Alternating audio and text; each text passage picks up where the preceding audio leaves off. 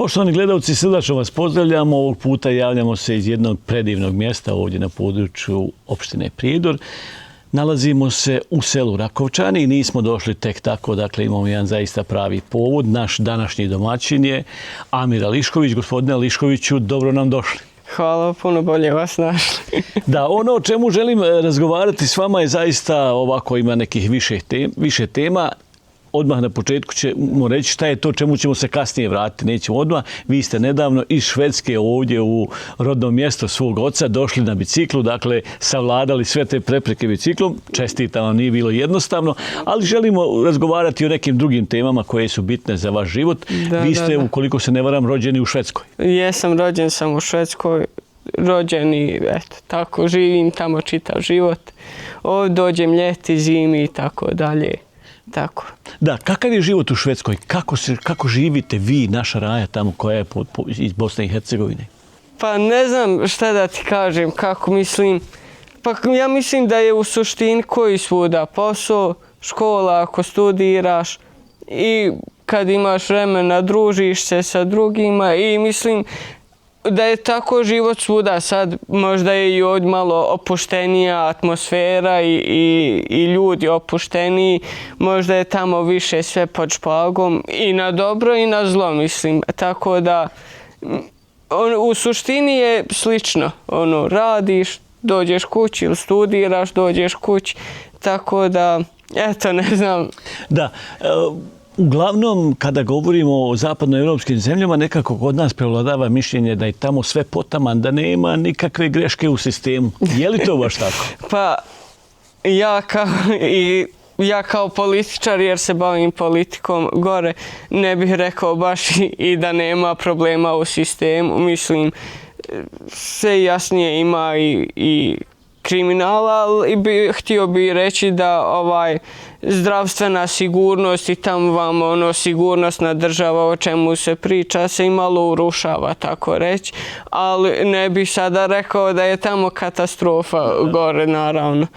I tako da dobro je živjeti gore, ali sigurno se može i ovdje pronalaziti i živjeti dobar život.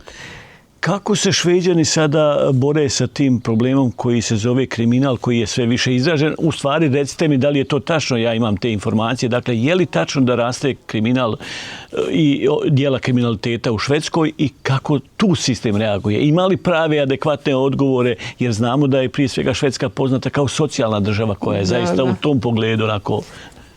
Pa vidimo da se kriminal smanjuje. Uglavnom kako da kažem, pucnjave i to su se ove zadnje godine smanjile. Sada je to da su strožiji i kako se zove... Zakonska regulativa. Da, ako je do zakonske regulative ili ako su pitanja socijalne pomoći i tako dalje ojačali. Ja mislim da je dosta toga i do zakona da je strožiji, mada ne može se segregacija riješiti kako se zove sa zakonom, da je strožiji zakon, tako da... Ipak je potrebno više malo u društvu i kroz dijalog i sve. Po mom mišljenju sada, ali vidi se da se smanjilo i mislim da će se to, ako Bog da, i riješiti. I onako, kad se pogleda, vidi se da je najviše zbog segregacije, a htio bi reći da je u životu u Švedskoj jako lijep.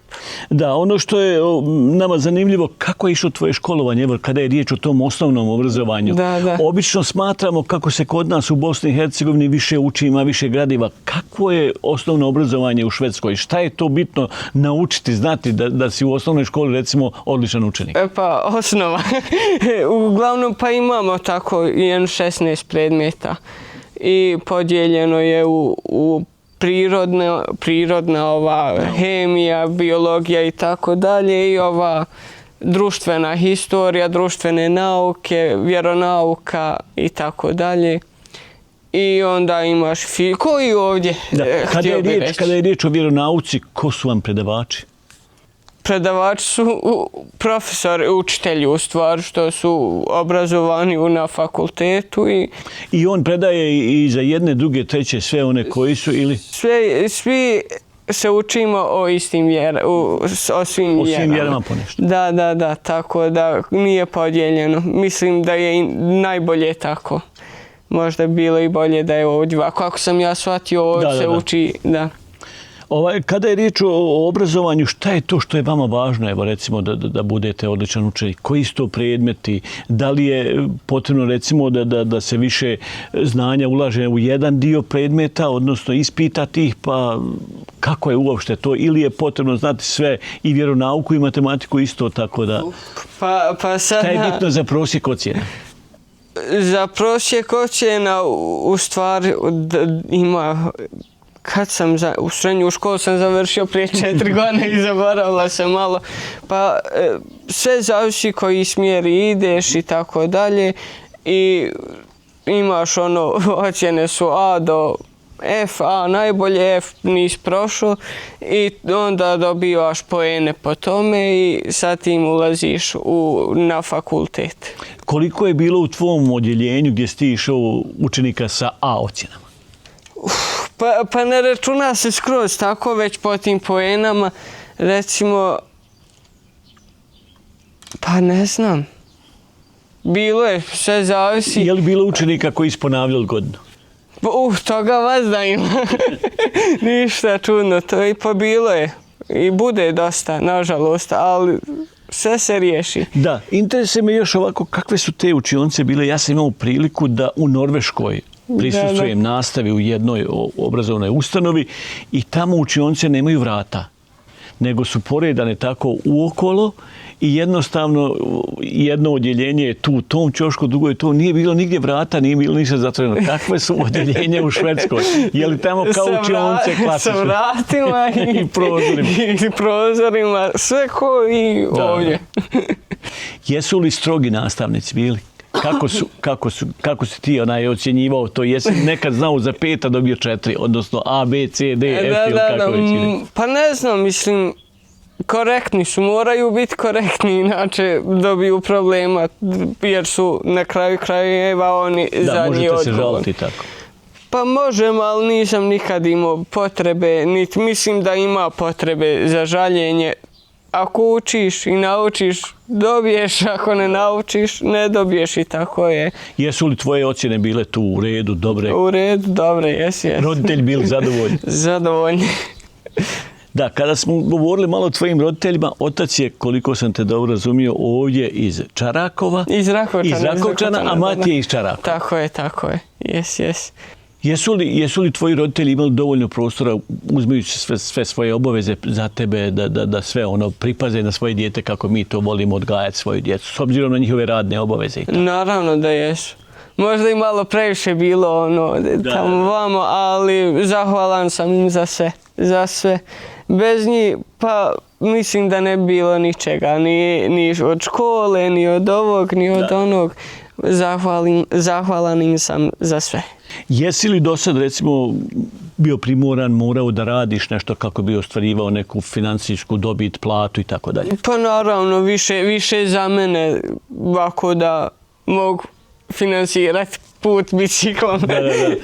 Šalim se malo, ali ovako, pa jesam, od 15. godine radim ekstra u fabrici i tako dalje. Mislim da je dobro iskustvo i da što više djece i omladine treba raditi. Da se vidi i kakav je radni život i dobiješ i ovako iskustvo, a isto tako za dalje studije. Da, u kojem gradu živiš, gdje je to, u blizini kojeg grada ili je negdje baš direktno? Da, pa živim u jednom manjem gradiću, selu, ne znam nija kako bi nazvao, zove se Hillerstorp, a 40 minuta je od Jönköpinga.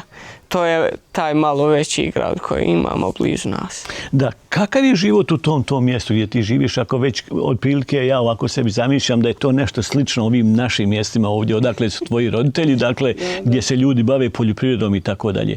Kupujete li tvoja porodica na tim imanjima ili kakav je oblik poljoprivrede? Pa s vremena na vrijeme, mislim, kod nas u ovom selu, ne znam da li bi rekao selo, možda je kao što su ambari ne bili prije rata ili tako nešto slično. Pa ima mislim, poljoprivrede u nekoj mjeri, prije se kupovalo dosta mlijeka i tako dalje, ali mjesto to i sa, kako se zove? Sa okruženjem je poznato najviše po industriji, metalnoj i plastičnoj i svakakvoj. Tako da dosta ljudi tu žive baš i zbog industrije i zbog mogućnosti rada i posla. Eto, babo mi je došao iz sjevera Švedske u to mjesto. Znači, 800 km Švedske prošao da bi došao tu. Da, šta radi otac? Čime se bavi? Radi u fabrici metala. Majka? Majka radi isto tako u jednoj fabrici pola radnog vremena zbog problema sa rukama i tako dalje. Jesu li oni, koliko si ti mogao primijetiti, pretpostavljam da i kao porodica razgovarate, jesu li oni zadovoljni sa svojim životom u Švedskoj što se tiče i tih financijskih stvari i svega ostalog, da mogu i tebe kao svoje dijete finansirati, školovati, gdje zatreba, naravno, jer evo i ti već zarađuješ. Pa ne znam jesu li zadovoljni, mislim, ne bi bilo, nisu žalili, a mislim da nije ni moje mjesto baš komentarisati to, ali nisu se žalili koliko ja znam, eto, hvala Bogu, sve je dobro prošlo. Da, ti kao dijete si osjetio ljepotu života, oni su to bezdijelili. Jesam, da, naravno. Da, kakav je društveni život u Švedskoj, u tom mjestu gdje ste imali tu izlazaka, imali kafića, što bi mi rekli, ili je to na neki drugi način ipak sve osmišljeno? Pa, društveni život u ovom gradiću, selu u kojem ja živim je nepostojeći. Tako reći, imamo fudbalski klub, igramo fudbal, malo družimo se u skladu s tim, ili odemo na jezero, ali ovako u ovo da kažemo da ima neka kultura sa kafićima i tamo, pa nema baš. To nikad nije ni bilo ili? Pa ne znam, možda nekad davno, ali nema. Jedino u većim gradovima, logično, onda izađeš i uživaš. Poznaješ li ti dosta ljudi tu iz svog mjesta? Da li se na ulici pozdravite kao što je to kod nas običaj ili? Pa poznajem, u stvari pa i jes. Malo je mjesto i svak zna svakog, ne samo naš, ima dosta naših tu, ali isto tako i sa Švedima i sa ovima i sa onima, ima nas dosta i prepozna se nekog vazda i pozdravlja se i tako. Je li bilo tu nekad recimo nekih većih problema koje bi naša Raja napravila ili je to ipak jedan skladan idiličan život između ljudi koji su tu naravno tradicionalno koji su tu odranjeni i ljudi koji su tu došli u potrazi za boljim životom? Nije li bilo nikad problema? Nije bilo nikakvih problema. Ja baš htio reći da što se tiče integracije i što se tiče toga da je to idealno mjesto. U Švedskoj uvijek kažem da se baš dobro svak priklopio. Znači, može vlasnik firme živjeti kraj svog zaposlenog i svi se dobro dogovore, sve je dobro, nikakvi veći problema. Poštovanje je obostrano, dakle. Obostrano poštovanje, naravno. Je sada koji u svakim mjestima bude problem nekad, ali nije to nešto naročito. Previše izravno. Da. Kada je riječ o nastavku tvog školovanja, evo recimo šta je to bilo, je li to isto se zove i u Švedskoj poslije srednje škole, pa si upisao fakultet ili kako to ide? Pa poslije srednje škole sam upisao fakultet, da. Šta smo ono rekli, koji fakultet ti studiraš? Fakultet, pa kod nas, što se tiče ovo za profesora, ide po struci, pa ideš za profesora i onda predmete koje hoćeš da u kojima hoćeš da budeš nastavnik, profesor, ne znam ni ja sada koja je tačna titula i tu sam onda odabrao društvene nauke kao prvi predmet, a historiju kao drugi predmet. Da, i čim su društvene nauke, odmah si mora biti političar ili? Pa ne znam ni ja šta je prvo došlo. Politički sam se počeo angažovati u 18. godini odmah. Znači dok sam dobio mogućnost sam se učlanio u stranku i kandidirao se za izbore kad sam napunio 19 godina. Da, ono što me zanima kako izgleda taj život u jednoj stranci, političkoj partiji u Švedskoj, jer znam otprilike, kod nas je to onako dosta, hajde da tako kažem, umotano. Dolazi se u političku partiju zato što se mora, dobiješ posao preko stranke i tako. Je li to postoji tamo ili tebi je stranka samo bitna da ispoljiš svoj neki politički angažman, a da ne očekuješ da ćeš ti imati bilo kakve privilegije? Mislim, po meni je glupost očekivati privilegije. Iskreno, i ko traži privilegije preko toga, mislim, ne znam, nekako je, po mom mišljenju, prva misao, ako već hoćeš da budeš neki političar, nisam ni ja sada neki veliki političar, sjedim u opštinskom vijeću i tu imam mandat i eto tako, stranka je relativno mala, tako da, ali eto ide napred, ali ako ulaziš već u politiku, mislim da bi prvi cilj trebao biti da vidiš nešto da se treba popraviti, da hoćeš da ideš u to zbog razvoja društva, a ne zbog svoje neke koristi, da baš tako.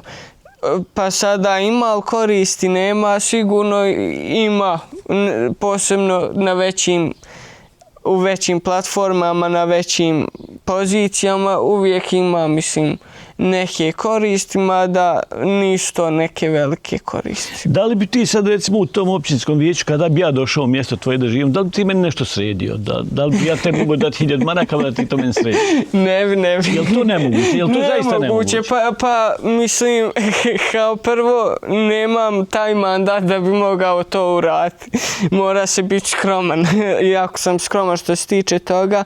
A isto, pa mislim, uvijek ima korupcije manje više, sada se to prekrije sa nekim finim riječima, ima je i u Švedskoj isto i nepravilni događaja ili kako da vam kažem, ali mislim tako direktno niko ne bi primio. I ja, u stvar, ne bi nikada niti htio gledati nekog prije drugog i tako dalje. Ipak bi ti gledao Se nudi moj jaran, ali mi ćemo onoga koji je najbolji, koji ima najbolje reference. Pa tako je u svemu. Da, zanimljivo. Koliko je tvoja naknada, ako to nije neki dio tajne, koju ti dobijaš kao vijećnik u Švedskoj? Vijećnik u Švedskoj, pa ne dobivam nešto puno, iskreno. To ide po satnici. Satnica je 200 kruna, to je oko 20 eura. I sve zavisi onda koliko dugo raspravljamo. Ponekad ne bude više od pola sata za mjesec. Koliko bude sjednica tokom mjeseca? Tokom mjeseca imamo jednu mjesečnu sjednicu. Redovnu, da. Što se tiče opštinskog vijeća, onda je podijeljeno i u različite, eto, na primjer, za socijalna pitanja. Da, komisije, tako reći. I tu isto većinom je jednom mjesečno, a ove manje komisije se susreću rijeđe možda. Hajde da kažemo da ti mjesečno tih svojih političkih, tih direktnih, naravno nešto je drugo stranka, tih direktnih obaveza imaš možda 3-4 sata, je li to? Pa tu neći. Mene interesuje ovo što je plaćeno. Plaćeni, pa sve zavisi ponekad sat, 2, ponekad 3, 4, ponekad može biti i 16. Evo, ako to nije dio tvoje privatnosti, koliko si imao zadnju isplatu u tom općinskom vijeću? Zadnju isplatu sam imao, koliko je bilo? 40 maraka. 40 maraka? Tu negdje, ja mislim da, a prije toga je bilo 400. Tako da, eto, tu ti je taj... Evo, samo jedan parametar. Dakle, u općinskom vijeću Sanski Most imamo jednu sjednicu mjesečno. Da. Ako nisu vanredne kao što ima i svugdje drugdje. I vijećnik ima, recimo, koliko 600 maraka. Ne mora se nikako javiti za riječ. Može doći, sjesti i ništa da ne priča. Pa neodgovornost, mislim, to je... Pa bolje ti doći onda da budeš u Sanskom Mostu, općinskom vijeću. Ili u Prijedoru ovdje. Da, u Prijedoru isto tako. Izdašna politika. I kod nas, pa mislim, nije ni ako ćemo gledati u Švedskoj, u ovom manjem mjestu kod nas imamo 35 odbornika. Ili se kaže odbornika? Vijećnika, da. Pa mislim da je nas petero aktivno ovako u raspravama i debatama, pa nekad se još neko javi, ali ima dosta ljudi inaktivni, dođu i sjednu i uživaju, briga i boli. I mislim, tu negdje tražimo povjerenje od ljudi, jel tako? Dakle, tvoj ipak je primarni zadatak tu da dođeš i da budeš, hajde tako kažemo, društveno koristan, jednostavno da uradiš nešto dobro za svoju sredinu. Pa naravno, koliko mogu, toliko, naravno, mislim... Jer ovo što si rekao za primanje, to je zaista onako jedan, baš onako minimum svih minimuma. Pa jes. Za tako organizovanu i bogatu državu, ako mogu reći. Mi smo ipak toliko u svim tim silnim problemima, a naš vijećnik zaradi od tebe, ne zaradi, nego uzme iz našeg budžeta 5 puta više. Pa mislim ima i kod nas ljudi koji zarađuju više i u našoj opštini, u našem vijeću. Ali glavno što se tiče mene je da imam povjerenja i koliko povjerenja imam, dokle imam povjerenja toliko ću i raditi, koliko mogu. Jesu li, recimo, predsjedavajući općinskog vijeća, kako ga možemo tako nazvati, je li on profesionalno lice, zaposlen ili? Predsjedavajući, pa to kod nas dođe kao gradonačelnik, slično, ona radi s tim i prima platu, fino. Da. Ali kao gradonačelnik prije svega. Da. I sudjeluje u radu općinskog vijeća aktivno. Naravno, da. I onda imamo, pa predsjedavajući, to je ono kao predsjednik skupštine, jel? Da. Pa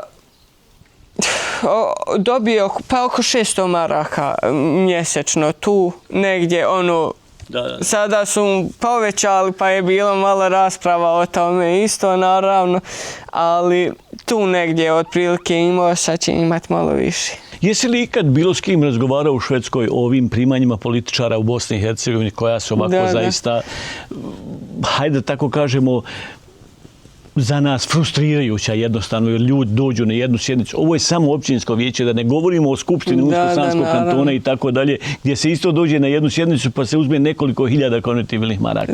Jeste li ikad razgovarali s kim o tome koliko je to nemoralno, ako ništa drugo? Pa mislim, koliko je nemoralno ovdje, toliko je i gore. Mislim, i gore smo, često se raspravlja o političkim platama i ukoliko jedan političar vrijedi toliko, ja sam od mišljenja da političar je zastupnik naroda i da treba imati kao prosjek naroda.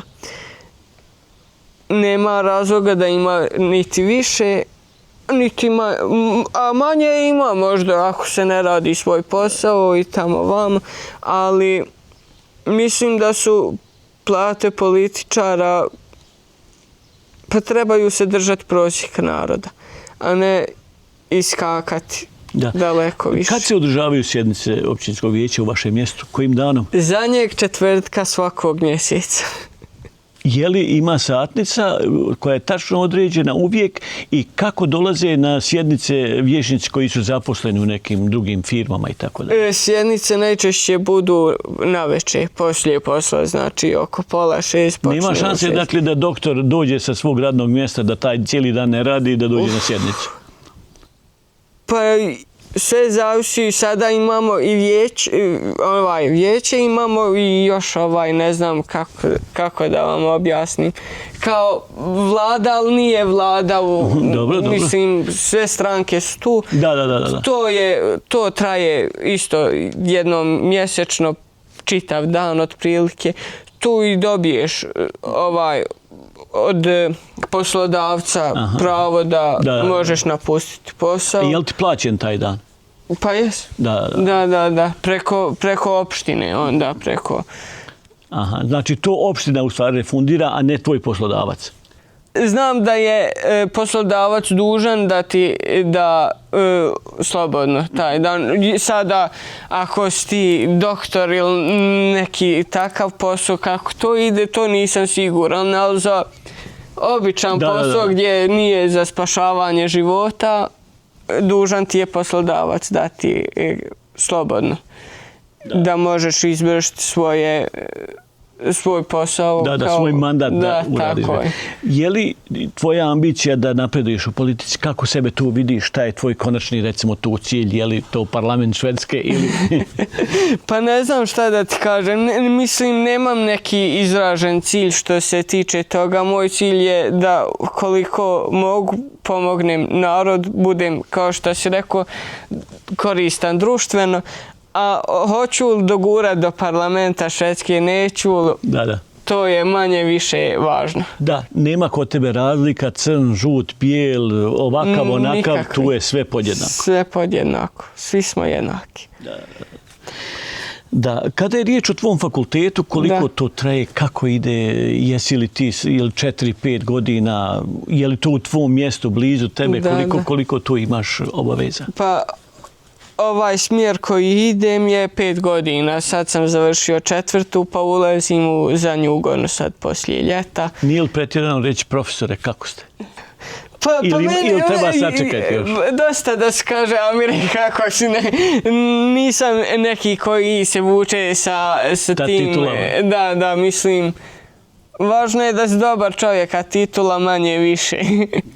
A 5 je godina, sada ulazim u zadnju godinu i da, studiram u Jönköpingu, to je 40 minuta od našeg mjesta. Da, ti možeš putovati na fakultet, nema potrebe da živiš u Jönköpingu. Da, putujem do fakulteta, da. Koliko učiš, koliko ti je potrebno da recimo savladaš godinu gradivo, kako to ide? Pa sve zavisi. Ponekad može proći 2-3 dana da ne učim ništa, ponekad učim po čitav dan, tako da sve zavisi. Jesi li zadovoljna sa svojim ocjenama na fakultetu?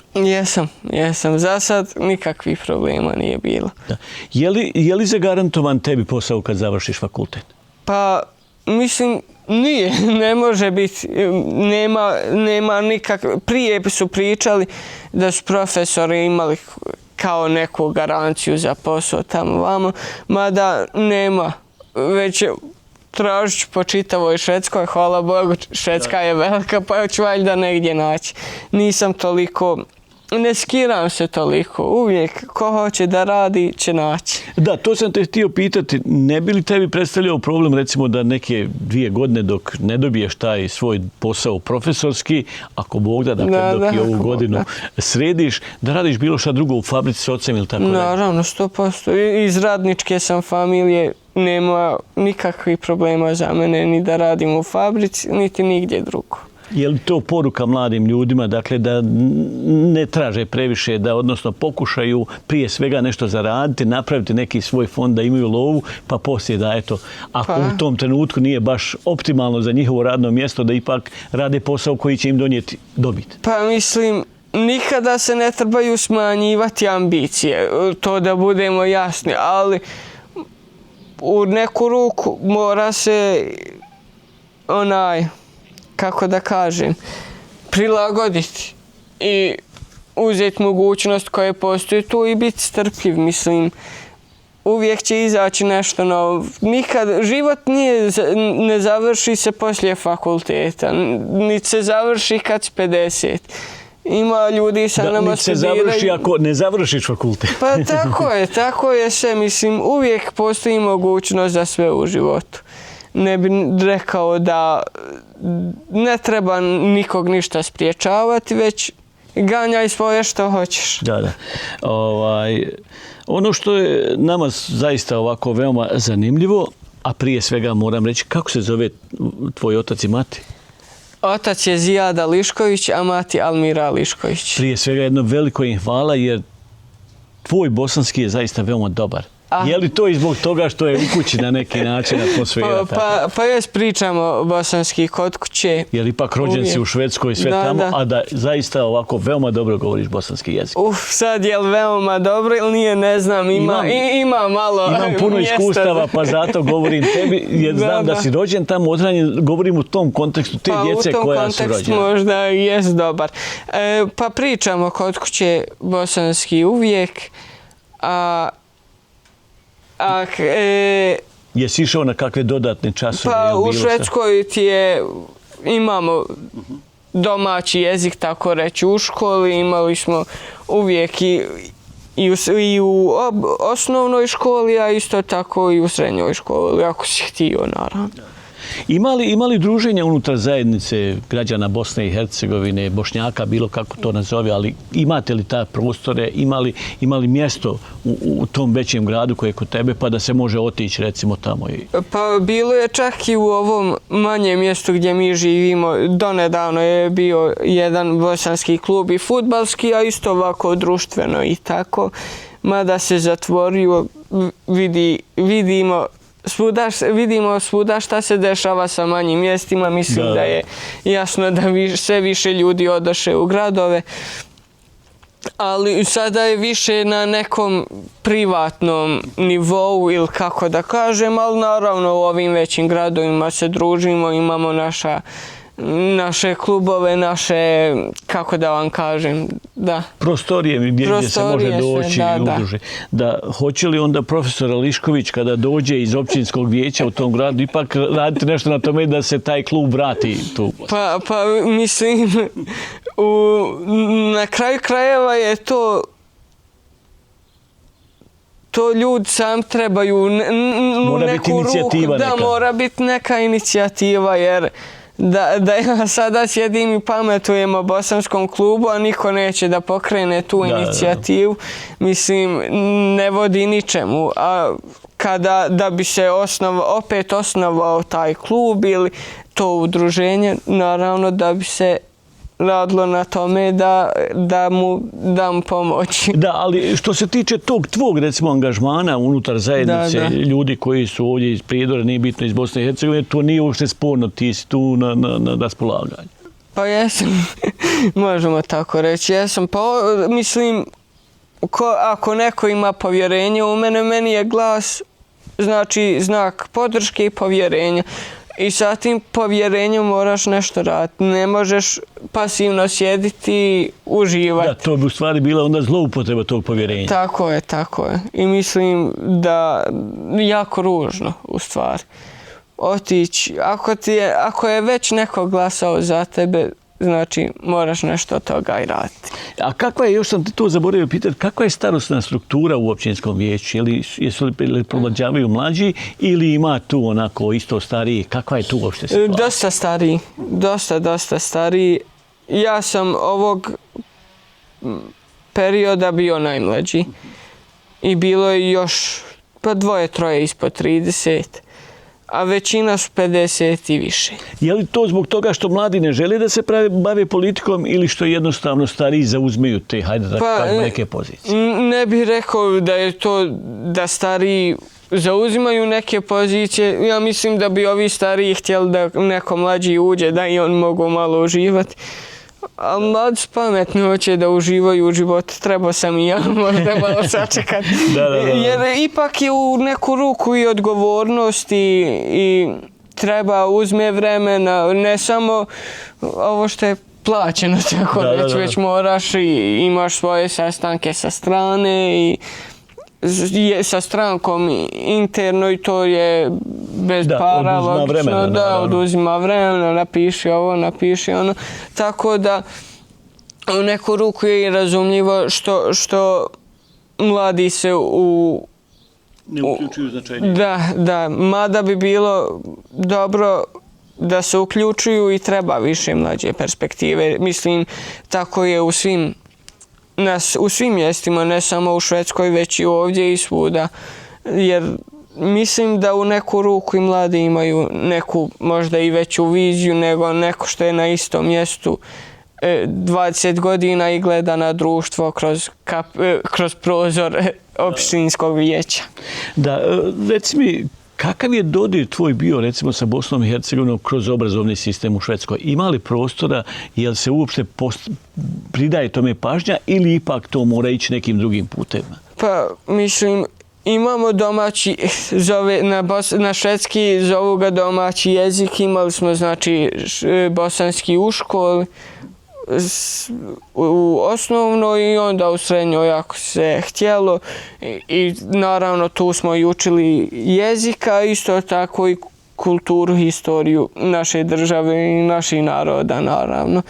I sada, ali što se tiče ovo sa svima malo manje i malo se pričalo i o ratu u Bosni i Hercegovini i o genocidu u Srebrenici, mada je to manje više marginalizovano. Znaju li Šveđani šta se desilo u Bosni i Hercegovini 1992. godine? Imaju oni te objektivne informacije onake kakve jesu, dakle ne frizirane one? Pa znaju da je rat bio. Mislim, nema šta frizirati u tom smislu. Znaju da je rat bio, znaju za genocida u Srebrenici. A da li znaju za nešto više, to ne znam. Možda, znam da naša omladina dosta se trudi u tome i da priča i razgovara o dešavanjima u Bosni i Hercegovini tijekom rata, tako da u tom smislu radimo nešto, mada u školi i u obrazovnim tako da ne bih rekao da je neko puno mjesto što se tiče toga. Da, ali ono što mi je zanimljivo, rekao sam i to u pripremi ovog razgovora, jedan tvoj naučni rad je posvećen Prijedoru, ili tako, i dešavanjima ovdje. Dakle, to je veoma važno za sve ono što se ovdje dešavalo i vjerujem da ćeš ti tu odgovoriti zadatku, da ćeš uraditi baš onako kako jeste, dakle, da se prikaže ta situacija.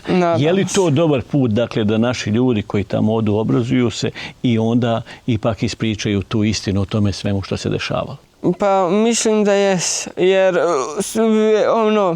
nebitno odakle si, da li si iz Bosne, iz Prijedora, iz tamo vamo ili iz Palestine ili iz bilo kojeg drugog mjesta, mislim da je važno ne samo u onoj svrhi da pogledaj mene, mi smo ovo doživjeli, već isto tako da se nikad opet, stvarno bude nikad opet i da posvećenost tome. Otkud tvoja ljubav za vozilom koje ima 2 točka, ima guvenal, je li tako? Tako je. Zupčanike, prenosnike, sic, paksic i tako dalje. Otkud tvoja tolika ljubav kada je riječ o tom segmentu tvojeg života? Znači, idemo na malo zabavnije teme. Da. Pa, ne bih rekao da imam neku naročitu ljubav ovako. Znam da dok je bila korona, da smo se malo vozali, ja i brat i par prijatelja. I svaki put malo duže i otud, ne znam, nije tačno da sam vidio preko YouTube-a ili nešto, vidio sam da ljudi voze, rekao, pa bilo bi zabavno otići za Bosnu sa biciklom i tu negdje se probudila ta radoznalost, htio bi reći, ili neka fantazija, nisam ja mislio da ću to ikad ostvariti, tako reći. Je li to neki posebni bicikl, kako izgleda, šta su njegove prednosti? Evo sad možeš zaključiti šta su mane bile nakon tih, koliko kilometara ima od tog tvog mjesta ovdje do ovog rodnog mjesta tvog oca?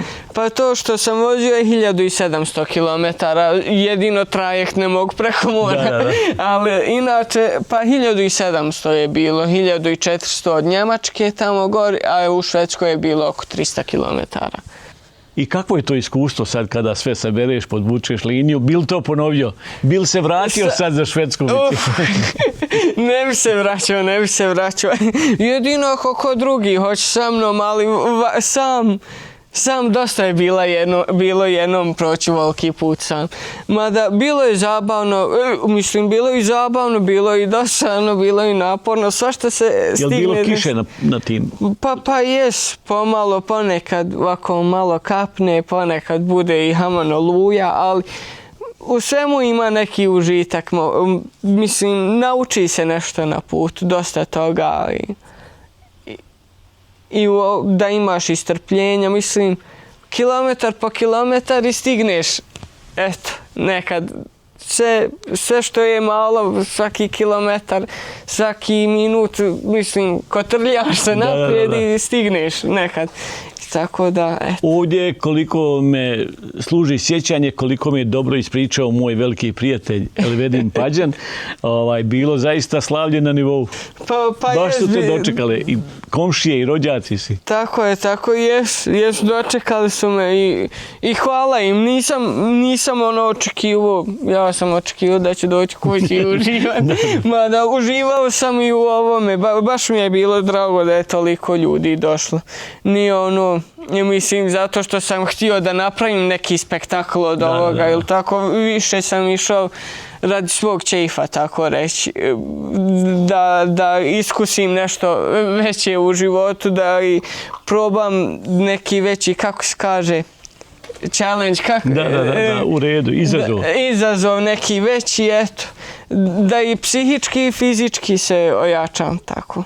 Je li to u stvari i, hajde tako kažemo, jedna dobra terapija, ako možemo to tako nazvati, dakle, ipak prolaziš kroz različite države, bar milimetar primijetiš i njihove kulture, bar kada je riječ o vožnji biciklom i tako dalje. Pa jest terapija, dobro, dok nemaš problema šatorom, ili tako. Hvala Bogu. Dok ne pukne guma. Mada, hvala Bogu, nisam imao neki veliki problema, gume su se držale, nisu pukle, tako da jest neka terapija, voziš i kraj rijeke i kraj ovog, kraj onog, dosta gradova i gradića vidiš, bude u jednu ruku i terapija, jes. Da li ipak malo srce drugčije zakuca kad se uđe u Bosnu i Hercegovinu, kakav je taj osjećaj? Pa naravno, mislim, vozio sam se eto kraj i Dunava i ovog Elbe u Njemačkoj i kroz Dresden, kroz Beč. Ali drugi je to osjećaj kad ti vidiš prvo Unu kraj sebe, pa onda Sanu, pa sve to, mislim, drugačije je. Osjećaš se kod kuće nekako, htio bi reći. Da, koliko je kod tebe izgrađena ta ljubav prema Bosni i Hercegovini? Šta ona u stvari kod tebe predstavlja? Šta je kod tebe ljubav prema Bosni i Hercegovini? Kako ti to definišeš? Pa, ne znam, mislim, ljubav, nekako, ljubav je prema familiji, prema brdima, prema svemu u jednoj ruci, a isto prema tome što su ljudi doživjeli i baš zbog toga ja mislim da... Jedan oblik razumijevanja. I oblik razumijevanja, ali isto tako oblik egzistencije negdje isto, jer kao što znamo pokušali su nas skloniti, ali eto nisu. I baš zbog toga se mora voliti, ja bih htio reći. Da, to je razlog više. Pa to je neki možda i veći razlog, ali eto, tu mi je familija, babo mi je rođen ovdje, naravno da ću voljeti Bosnu i Hercegovinu. I kada se ovdje dođe, osjeti ovaj mir, ja mislim da je to zaista veoma teško naći i u bijelom svijetu gdje je zaista i dobar sistem i gdje općinsko vijeće nije skupo i gdje gradonačelnik nije korumpiran i tako dalje. Ali ipak ovo je veoma teško naći da se može ovako lijepo uživati i da se može komšiji podići ruka i reći kako je Jarane, šta ima i sve ostalo. Naravno, pa teško je naći, teško. U stvari možeš svuda naći neki mir, ali ovdje je nešto drugo, ne znam. Ne mogu opisati riječima. Teško je to opisati, kao što je sad meni teško opisati tvoj sad ovaj mali, kratki susret sa Nanom, majkom, ne znam kako je zoveš. To je zaista ispunjeno tolikom ljubavlju i pažnjom da je to teško opisati. Da. Da, sve u svemu, dakle, ovdje, što bi čovjek rekao, u svom, na svom, hvala Švedskoj, zaista, to se ne može nikako zaboraviti, sve ono što je dala, ne samo tebi, tvoje porodice, nego svim našim porodicama, ali čovjek je ovdje, kraj svijeta. Pa mislim, Švedska je moj dom kao i Bosna, možda čak i u neku ruku više, jer sam tamo, više i boravim tamo i to, ali nema, ovo je, ne znam, ne može se objasniti na neki racionalan način. I nikad sa Švedima pričaš, pa pitaju šta te vuče toliko za ovo brdo ovdje. Pa ne znam ni ja, ali eto, nešto Jedino jest. ih dovesti malo na Mataruško brdo pa da vide jest. kako to izgleda. Morat ćemo to probati. Da, jer ja znam dosta ljudi koji su dolazili ovdje kod mojih prijatelja koji su razasuti širom ovog naselja, koji dolaze recimo i u Sanski most gdje ja živim i tako dalje. Ljudi zaista odmah nakon tog prvog dodira s tom prirodom, s ljudima koji su ljubazni, sve budu fascinirani. Pretpostavljam da bi Švedi bili onako prijatno iznenađeni svim tim stvarima. Pa mislim da bi trebali biti. Fina je priroda, imaš i sve, imaš grad, imaš... Ima plastenik ovdje sve za pojest. Imaš plastenik, imaš za pojest. Mislim, a juče sam malo prošao biciklom do Sanskog mosta preko Ljubije vamo a ima i mogućnost tu negdje isto da se provozaš biciklom na finim putevima, većinom finih putevima i vidjeti nešto i uživati u tome čak. Ovdje po brdo na ovim malim putićima ja mislim da bilo dobro za biciklistički turizam, tako da neko ima neku dobru ideju, para, samo počnite. A kakvi su Švedi kao ljudi, evo govorimo o Bosni i Hercegovini, jesu li oni onakvi kakvo je tamo vrijeme, hladni, povučeni, u suštini kakvi su za saradnju, za pomoć ako treba? Koliko su nam bliski, odnosno koliko oni ipak imaju svoj mentalitet koji je takav kakav jeste, ali po ovom svemu što su naši ljudi uspjeli u Švedskoj, ipak su dobri domaćini, pruže ruku prijateljstva. Pa mislim, dosta naših ljudi bi rekli da su Švedi hladni. U jednu ruku i razumijem, nisu, mislim, ne ispoljavaju osjećaje i tako dalje na isti način i gostoljubljivost na isti način kao mi. Možda i ne lete pomoć u istoj mjeri. Mada ne bih htio reći da su hladni. Mislim, oni su na svoj način, kao što smo i mi na svoj način i pomognu i svemu u tome. Mada ja mislim da je tamo više sistemski usklađeno u sistemu i sistem ti pomogne i tako dalje. Jesu hladniji malo od nas, možda i jesu. Mada svi su ljudi, ima dobrih oni i loši, mada hladni, pa jesu i nisu. Sve zavisi. Mislim da je to i neki, u jednu ruku, neki stereotip. Hladni su, hladno vrijeme, hladni oni. Ali ima i svakakvi. Ali u svakom slučaju kvalitetan sportista, kvalitetan radnik, kvalitetan student ima prostora za svoju potpunu edukaciju, za sve ono što želi implementirati, je li tako? Nema tu nekih opterećenja, prepreka da bi se napravilo samo zbog toga što ste vi iz Bosne i Hercegovine. Pa nema, ne bih rekao, mada mislim ovo, rasizam ima svuda, mada protiv nas Bosanaca i nije toliko vidljiv, tamo vamo možda više izrezanci, ali mi smo isti, tako da, ali ne, u sistemski tako ne bih rekao da ima i stvarno, pa eto, dali su nam finu dobrodošlicu. I šansu da se može razvijati, ko hoće fakultet Bujrum, ko hoće nešto drugo. Tako je, pa jes. Gospodine Ališković, mi vam se zahvaljujemo na ovom razgovoru. I ja vama. Dakle, možda je bilo pravo vrijeme da ljudima malo ispričamo ovu priču, dakle, i o životu naših ljudi u Švedskoj. Meni je veoma drago što ste vi uspješan čovjek, dakle, ja vas tako doživljavam. Naravno, želja je da imamo što više ljudi širom svijeta koji će na najbolji mogući način pričati u Bosni i Hercegovini. Evo, hvala Bogu, vi to pričate i kroz svoje obrazovanje i kroz svoj politički angažman i tako dalje. Zaista i ovaj vaš poduhvat sa biciklom je zaista bio odličan. Ja vam se zahvaljujem na ovom kratkom razgovoru. Vama lično, vašoj porodici, Ališkovićima, želim svako dobro, da ste živi, zdravi i evo, hvala lijepo na ovom razgovoru. Hvala puno i vama i nadam se da mi bosanski nije bio previše loš, da se shvatilo i da će ljud nešto... Čuti sve puno. Da, pomalo. Naravno, hvala vam lijepo. Hvala puno, hvala. Evo, dakle, poštovani gledaoci, bila je ovo priča o gospodinu Ališkoviću. Vidjeli ste da je bilo zaista više aspekata koji su važni.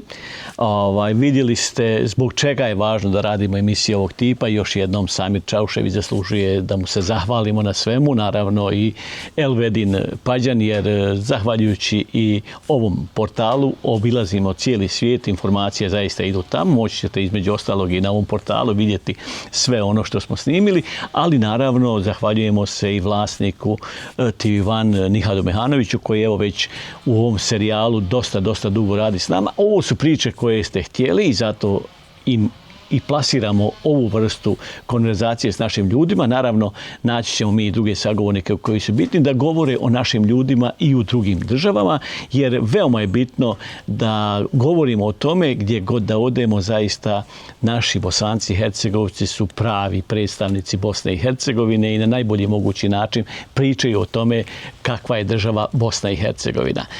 Fino je, dobro je kada imamo širom svijeta obrazovane ljude koji će evo i na ovaj način ispričati priču u Švedskoj o Bosni i Hercegovini i zbog toga ovim ljudima kao što je i ovaj mladi gospodin Ališković maksimalna podrška što se tiče nas i u narednom periodu, dakle, ljudi koji imaju ovakve slične priče bit će vaši gosti. Još jednom vam se zahvaljujemo što ste bili sa nama. Hvala vam na pažnji i do gledanja.